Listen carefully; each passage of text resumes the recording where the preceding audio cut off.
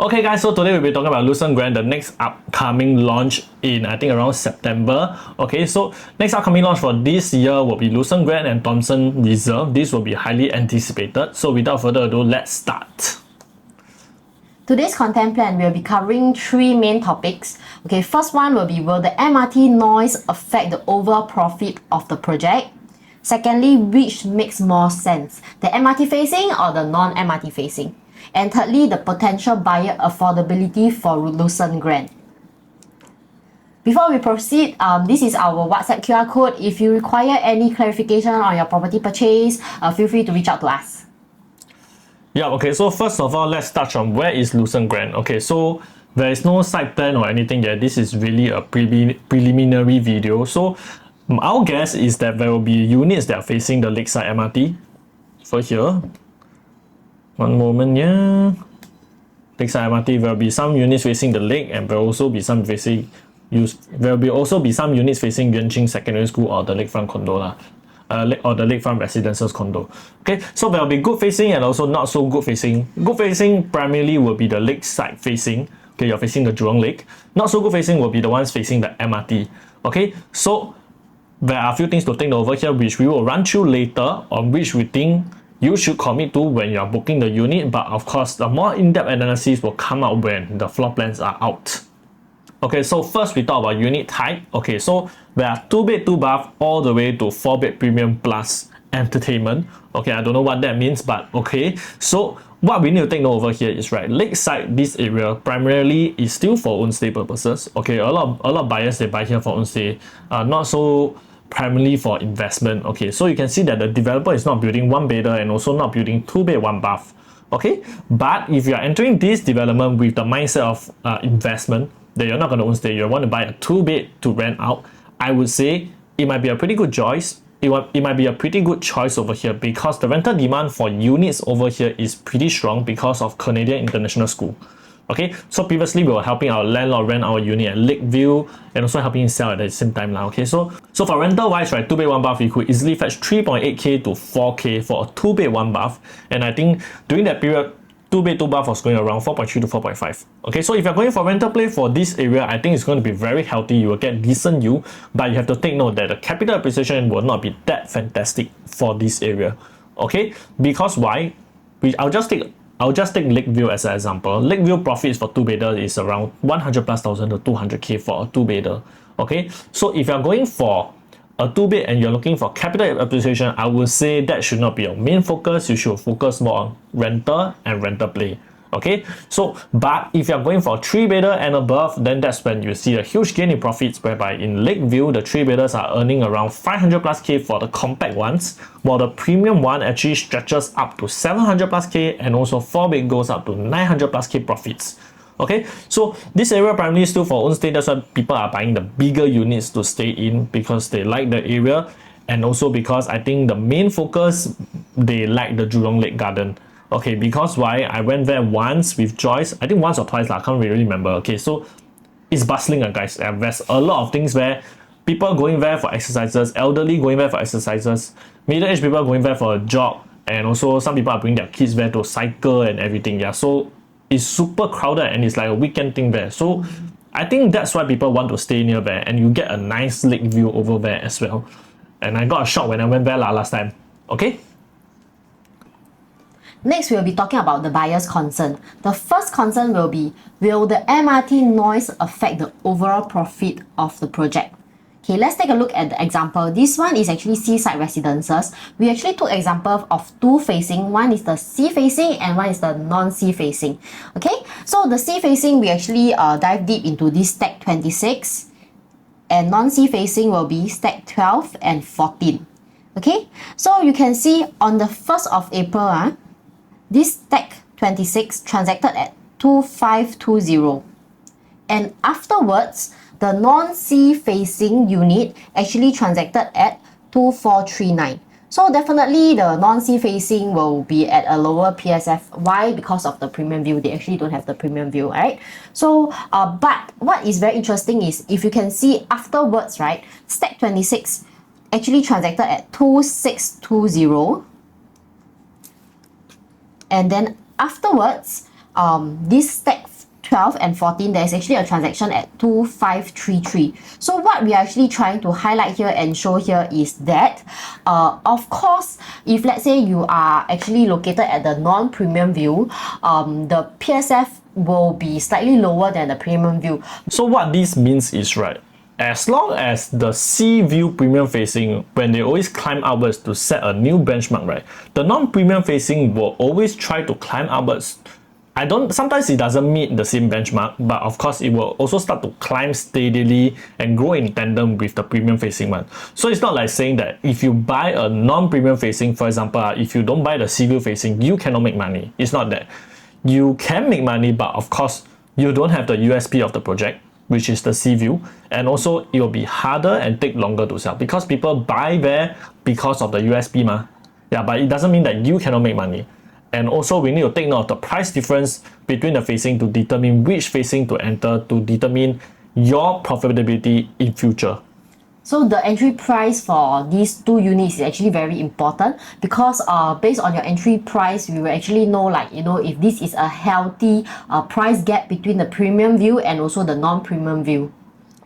Yep. So next we take a look at Penrose to illustrate whether when you're facing MRT, like the noise level will it affect, like what we mentioned earlier. So expressway facing, this is to simulate the MRT facing because there's noise ma, okay? Most of the time it's noisy. So in this scenario, expressway facing of course is not so preferred. Even though the other facing, which is non-expressway, is facing a small road, right? There's still noise. So this is like not too best facing. It's like not good facing versus a not very good facing also as well. So previous example we talked about good facing pulling up the prices of those bad facing ones, the sea view pulling up the prices of those non-sea view ones. So this example we talked about whether bad facing, the expressway facing over here, whether it will pull down the price of the condo or it will stagnate the growth of the condo itself. So we look at the table, we have transactions around the same period of time over here. So we can see that the bad facing, right, the expressway facing, right, the prices is actually around 21, 2021 and also 21 lah, 2.1 lah. Okay, so you can see, right, actually in 2025 April, right, the not so bad facing non-expressway facing they actually transacted at 2.275 PSF. So you can see, right, actually the expressway facing, which is the more cui facing they actually the transaction actually slowly climb up from 2.1 actually all the way up to 2.265. So it didn't actually put down the prices, the PSF of the development. Instead, it started to grow steadily, and right now it's only around 10 PSF difference, $10 difference. So it actually grew steadily in tandem with them. So it doesn't mean that your development, when it has bad facing unit, right, facing the expressway, right, it will pull down the prices of the project. It doesn't work that way. Yeah, okay. So what we are saying is most development, you confirm have some units in a bad facing one. Like for example, you face MRT. Even for the recent one, the Tengah Garden Residences, I think they have units that have faced the MRT, very close to MRT also. I think you can directly hear the MRT noise. But we don't think that it will affect the prices overall in general. Okay? So Lucerne Grand, we have three different kind of facing. One is the bad facing, one is the okay facing, another one is the best fantastic facing. Okay, the bad one of course is the MRT one. The okay one will be the inner facing the pool. Okay, the third best one, fantastic one, will be the one of course facing the lake. So we look at two stack for Caspian. So this example is actually a Caspian launch day period. So Caspian launch period, what happens is we actually pull out two examples. One is the MRT facing and also non-MRT facing. Okay, so stack 12 is the non-MRT facing, this one. This stack 12 is actually facing Lake Point Condo. No view, totally blocked, but the difference here is just the noise. So you don't get the MRT noise if you are actually facing this area. Okay, the difference in the purchase price between these two stacks is around 4%. So bear in mind this is the price difference, the price gap during the launch period. Now we look at the differences between their profit at the resale market. Okay, non-MRT facing, the average transacted PSF is 1602 and the MRT facing average PSF is 1518. So you can see the price difference actually increased to 5.5%. So you can see like what Joyce mentioned earlier, right? The non-MRT facing, they actually have a bigger profit compared to the MRT facing one. Non-MRT one actually make 6.3% more profit if you compare the two prices. So what do we need to learn from here is what is important in this table is not the launch day price, it's not the purchase price that they buy in at, but at what price people can accept in the resale market right now. Okay, so the premium that buyers can accept in this current stage is 5.5% over here. So what this 5.5% mean? So that means, right, if a non-MRT facing, it might be a pool facing or school facing, right, people are willing to pay a 5.5% premium on it compared to a MRT facing one. And why is this important to you? Because for Lucerne Grand, if the MRT facing, for example, you're facing MRT, is 6% cheaper than the other facing. For example, you face MRT, your price is 6% cheaper than the ones facing the pool. Which one should you go for? The MRT one or the non-MRT one? In this case, we make it simple for you. We tell you the answer. You should go for the MRT one. Because in the resale market, people are willing to accept a 5.5% premium if you're not facing the MRT. But right now, if the MRT one is 6% cheaper, which is higher than the premium that people are willing to pay for, it definitely makes more sense to go for the MRT facing one. But on the flip side, if right now the MRT facing is 3% cheaper, then of course it's a no-brainer to go for the non-MRT facing one. Okay, so our prediction is that the unit close to the MRT definitely will be slightly cheaper, and this is for sure. Okay, but you as a buyer, you have to be extra sensitive to the discount that you are getting compared to the non-MRT facing one, as 5.5% premium is what your future buyer is willing to pay up to. So you need to be extra sensitive over here. Now we look at another example, lakefront residences. So this is during launch period. Okay, we pull out two stacks. One is stack 18 and one is stack 37. So stack 18 is a non-MRT facing unit and stack 37 is an MRT facing unit. What is the difference between the prices in the PSF during the launch period? 6.8% in the price differences during the launch period. So what we are comparing right now is actually a non-MRT facing, which is lake facing. So this is a lake facing versus a MRT facing right now. Okay, so once again, the purchase price is not the important thing over here. We highlight to you this 8.6% difference in the selling price right now in the resale market. And also what this also means is that actually the non-MRT facing, the lake facing one, right, actually made 11.6% more profit compared to the MRT facing one. So what this means, as per our last table, it means that as long as the pricing for the lake facing one is around 8% higher than the MRT facing one, I think it's quite safe for you to enter. But of course, disclaimer, this is just our guide. This is not like a foolproof plan. It's not a die you must follow this one. But based on transacted prices, this is quite safe to say that the people in this area are willing to pay a small premium of around 8% for the lake facing one in future when you want to sell. Okay? So now we move on to the potential buyer affordability. If you can see, the average PTO prices around the area will be around 296,000. This is when the owner purchased the HDB from HDB during BTO period. Okay, so this is the purchase price they actually purchase. And when they sell, the average resale price around there is about 650,000. Okay, so the estimated profit when they sell the house will be around 504,000. This is inclusive of cash and CPF, and this is the amount that they can use in their down payment for their next purchase. Okay, so we take an example, assuming a 3-bed at Lucerne Grand is 900 square feet. Now we do not have the exact number yet, but let's just take a ballpark figure of 900 square feet. And based on 2004 PSF, the purchase price will come up to 2.3 million. Okay, so what is the required down payment plus buyer stamp duty required of this buyer? It will be around 600,000. So you can see there is actually a cash top up or CPF top up of 155,600 from this buyer, and this number we are looking at is not even, we have not even factored in the profit that these buyers are going to make when they sell in future. So let's take a look at, if let's say we just take a number of 300,000 as a profit in future. So if let's say today somebody buy Lucerne Grand and in future when they sell, they want to make a 300,000 profit, they are going to sell at 2.6 million because the purchase price we actually took at 2.3 million. Correct? So 2.6 million in future when they sell, will the buyer be able to afford to buy from them? Okay, so the down payment required plus the buyer stamp duty will actually equate to 279600. So this is the amount the buyer actually have to have in their cash and their CPF to be able to afford this property.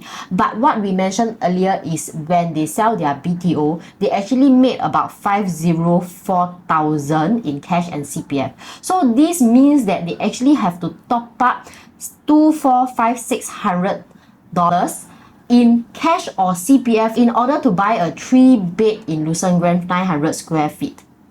Yeah, so what's Joyce trying to say here is it is not as straightforward as you just sell a HDB, you can just upgrade with no fuss compared to other areas like Punggol or even like maybe Queenstown area whereby they have like a hefty profit, they can just upgrade comfortably. Right now there is an affordability gap between the HDB buyers compared to this new launch Lucerne Grand over here in the future when you want to sell.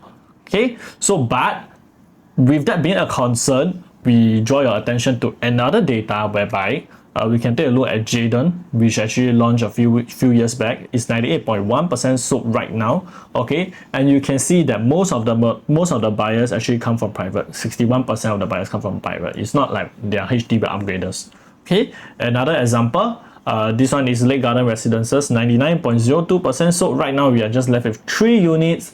Okay, you can see that private buyers also form the majority, 53%. So where are these buyers coming from? You may wonder. Okay, so these buyers, high likely they might be switching from their current older property in Lakeside, Jurong into a newer one because it has been quite some time since like the west side has like new condos. We don't talk about Midwood and we don't talk about like the Hillview areas. So we talk about like Jurong, Lakeside, Chinese Garden area. It's been quite some time.